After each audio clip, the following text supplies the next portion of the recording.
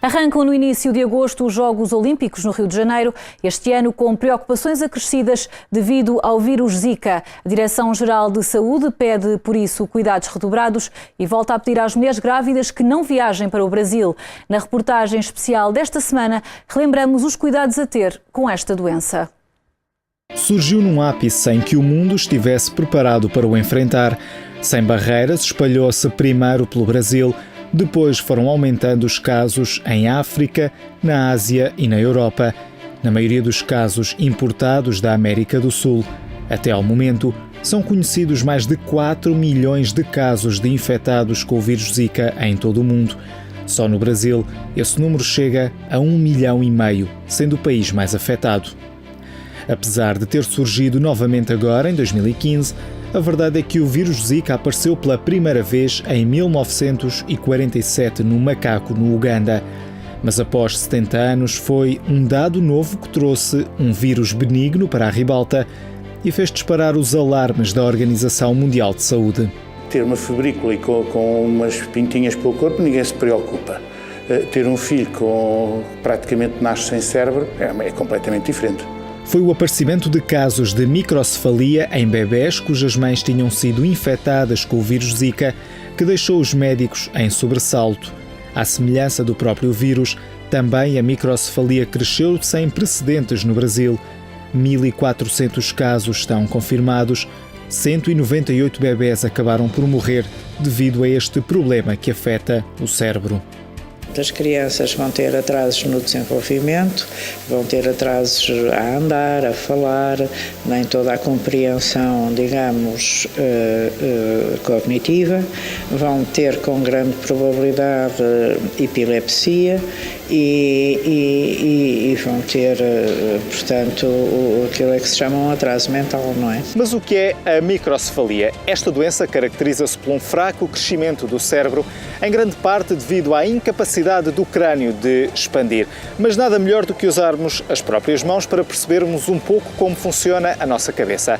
O crânio tem milhões de micro-roturas que permitem expandir e acompanhar o crescimento do cérebro. Em situações normais, essas micro-roturas saram bem perto da idade adulta, uma vez que o cérebro já está totalmente formado.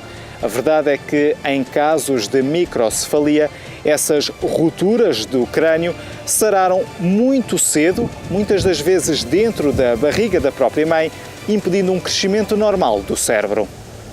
As imagens de bebés com microcefalia acabaram por correr o mundo, deixando tudo e todos surpresos com um problema já bastante conhecido na comunidade médica, mas que estava muitas vezes escondido nos hospitais. Por enquanto, ainda não é oficial a ligação entre o Zika e os casos de microcefalia, principalmente depois de vários bebés terem nascido saudáveis, mesmo estando as respectivas mães infectadas. Ainda assim, as recomendações da Organização Mundial de Saúde são rígidas de forma a controlar este surto. A primeira recomendação, aquela talvez mais importante, porque é talvez um dos principais problemas em relação à infecção por vírus Zika, é a recomendação para as mulheres grávidas não viajarem para os países onde existe a infecção. Portanto, nós fazemos essa recomendação de uma maneira muito clara, só se a pessoa tiver mesmo que viajar é que deve fazê-lo, se puder evitar, não deve viajar para um país onde haja a infecção. Há uma outra forma de transmissão que essa sim foi surpresa. Aparentemente pode ser transmitido por via sexual. É muito raro, o número de casos continua a contar-se pelos dedos, mas não se sabia que isto acontecia. Apesar de confirmada a transmissão por via sexual, o Zika transmite-se essencialmente através do mosquito Aedes aegypti quando esteve em contacto com sangue contaminado. Um mosquito, quando acaba por picar outro ser humano, transmite a doença que passa muitas vezes despercebida. Ele era considerado um vírus muito benigno e a ideia que se tem é que em 80%, 85% das pessoas que têm a infecção, por simplesmente não têm qualquer sintoma. Naquelas que têm, pode aparecer uma febre, pode aparecer pintinhas pelo corpo, aquilo que os médicos chamam de rash, e pouco mais. Às vezes aparecem outros sintomas, mas estes são os dois mais importantes. Apesar disso, era considerado muito benigno. O Aedes aegypti é um tipo de mosquito bastante comum na América do Sul devido ao clima quente e úmido, mas acima de tudo devido à existência de grandes quantidades de água parada propícias ao seu desenvolvimento. Por isso, Portugal há várias décadas que está a salvo das epidemias que surgem através destes mosquitos. Os 17 casos registados no nosso país foram todos importados e não tiveram expressão. Ainda assim, todos os cuidados são poucos, visto que a Ilha da Madeira reúne todas as condições para a reprodução deste mosquito. Mas um dado novo poderá deixar agora as autoridades mais atentas. O mosquito Aedes albopictus também terá capacidade de transportar o vírus Zika e tem vindo nos últimos anos a descer na Europa rumo ao sul, estando agora cada vez mais perto do Algarve. Mas se a Europa pode estar mais tranquila, os olhos estão agora postos no Rio de Janeiro, onde daqui a pouco mais de um mês arrancam os Jogos Olímpicos. Milhões de pessoas preparam-se para viajar para aquela que será a capital do desporto, o que poderá aumentar mais uma vez o número de casos. No entanto, para a Direção-Geral de Saúde, as recomendações são as mesmas, até porque a cidade do Rio não deverá apresentar zonas preocupantes. As pessoas comuns podem viajar, vão pelo menos um mês antes à consulta do viajante, utilizam o repelente de acordo com as instruções, porque os repelentes não são todos iguais. Portanto, convém, quando se compra o repelente, ler as instruções e, de acordo com as instruções, utilizá-lo.